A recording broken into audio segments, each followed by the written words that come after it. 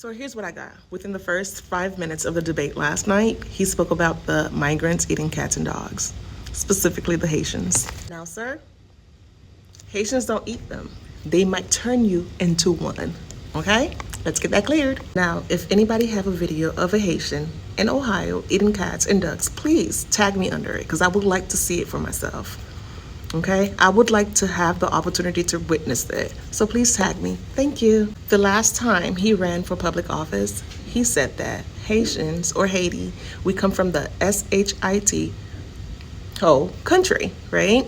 But this time around, we are eating cats and ducks. What is the problem?